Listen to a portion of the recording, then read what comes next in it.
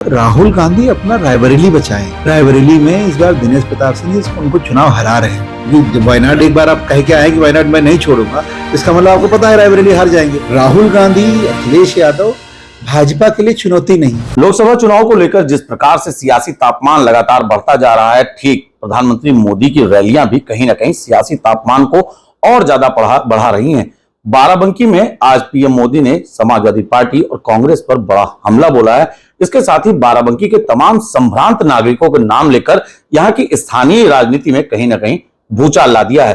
PM Modi की rally को लेकर क्या कुछ विशेष तैयारियां की गई थी, क्योंकि प्रधानमंत्री मोदी के भाषण में जिस प्रकार से आज अवधी भाषा की झलक और जिस प्रकार से यहाँ के स्थानीय संभ्रांत नेताओं के नाम आए हैं, इसको लेकर क्या विशेष रणनीति तैयार की गई थी।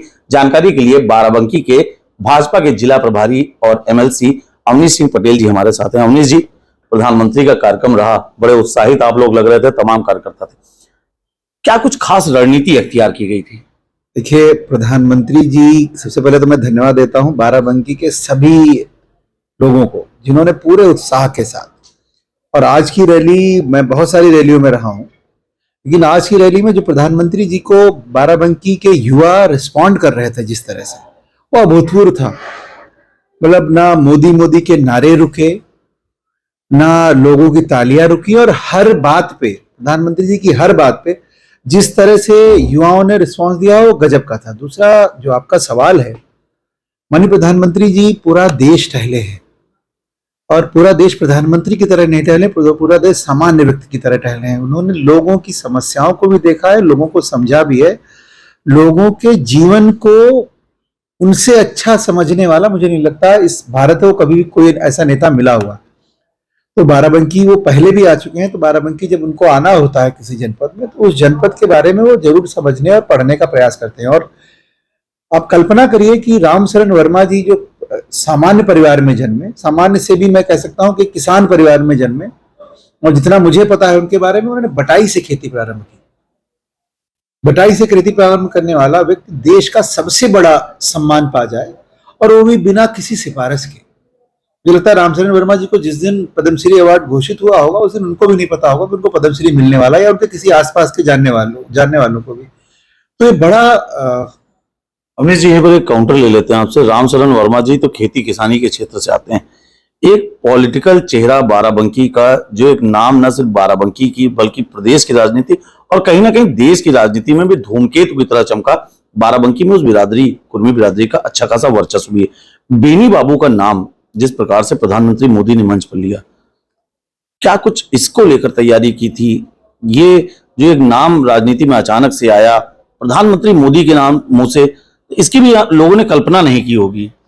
देखिए, इसकी कोई तैयारी नहीं की जाती है, लेकिन प्रधानमंत्री जी जो मुद्दे चल रहे होते हैं समसामयिक, बट ऑब्वियस सी बात है, जब आप कहीं जा रहे होते हैं तो उस वहां के बारे में अध्ययन करते हैं, वहां की रिपोर्ट्स इकट्ठी करते हैं। तो बेनी बाबू का जो प्रभाव है, बेनी बाबू ने जो काम किए हैं लोगों के साथ, जिस तरह से उन्होंने यहाँ के लोगों को राजनीतिक पहचान दी है, उस राजनीतिक पहचान की वजह से आज बेनी बाबू नहीं है, मैं उनको श्रद्धांजलि देता हूं, उसके बावजूद भी वो वर्तमान की राजनीति प्रासंगिक हैं। और जिन लोगों ने बेनी बाबू का अपमान किया हो, बाराबंकी का पटेल समुदाय उन्हें कभी माफ नहीं करेगा।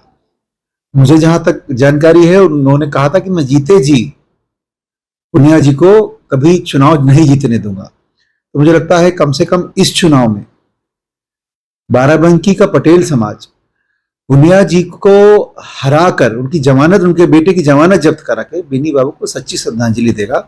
और यही उनकी, हम लोग सनातन धर्म के लोग हैं, हम लोग पुनर्जन्म में और आत्मा में विश्वास करते हैं, तो उनकी आत्मा को सही में शांति तभी मिलेगी जब पुनिया जी का बेटा यहां से हारेगा।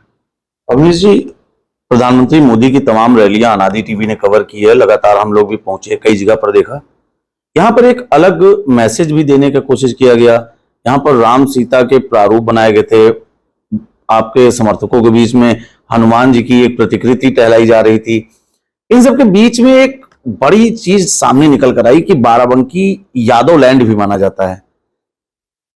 वर्तमान समय में भाजपा एक गाना भी लगातार प्रचलित करवा रही है, जो राम को लाए थे वही कृष्ण को लाए थे। इतने सारे कृष्ण आपकी रैलियों में दिख रहे थे, तो क्या ये भी बाराबंकी से मथुरा भी साध रहे हैं क्या? बाराबंकी से देखिए, लोगों में जब उत्साह होता है, ये किसी ने प्लान नहीं किया इसको। और मुझे जहां तक चेहरे दिख रहे थे तो बिल्कुल युवा दिख रहे थे। तो युवाओं के मन में आकांक्षा है, और उस आकांक्षा को प्रतिबिंबित करने का एक माध्यम होता है किसी का स्वरूप बना के आना।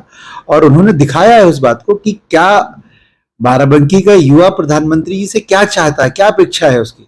उस अपेक्षा को उन्होंने दर्शाया। मुझे लगता है प्रधानमंत्री जी जैसे आज बेनी बाबू के बारे में बोले, हो सकता है इसके आगे वाली रैली में बाराबंकी के जो युवाओं ने साहस किया है, जो उनको चाहिए, जो वर्षों की मांग थी, उसको पूरा करने के लिए बाराबंकी के युवाओं ने जो एक कदम आगे बढ़ाया है, मुझे लगता है जैसे हम राम मंदिर में की प्राण प्रतिष्ठा करके पुनः 500 वर्षों का कलंक मिटा पाए, वैसे ही मथुरा का कलंक भी मिटेगा।